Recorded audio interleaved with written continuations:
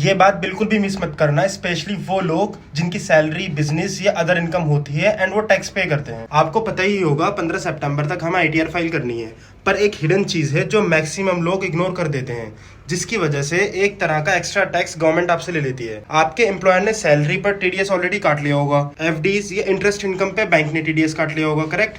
लेकिन अगर आपके पास रेंटल इनकम, कैपिटल गेन्स या म्यूचुअल फंड्स प्रॉफिट्स हैं तो उस पे उस टाइम कोई टैक्स नहीं कटता।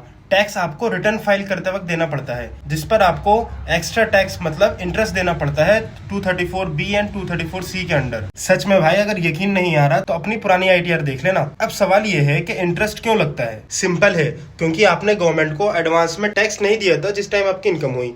रूल ये है कि हर क्वार्टर आपको अपनी प्रोजेक्टेड इनकम के हिसाब से एडवांस टैक्स पे करना होता है अगर आपकी टैक्स लायबिलिटी 10,000 से ऊपर है, और अगर नहीं दिया टाइमली तो इंटरेस्ट पे करना पड़ता है। हाल ही में मेरे पास एक केस आया जिसमें एक की सैलरी इनकम 60 लाख थी, एम्प्लॉयर ने टीडीएस काटा हुआ था, एफडी पे भी बैंक ने टीडीएस काट रखा था, लेकिन उनकी कुछ कंसल्टिंग इनकम थी 5 लाख के अराउंड, जिसमें कोई टीडीएस नहीं कटा था।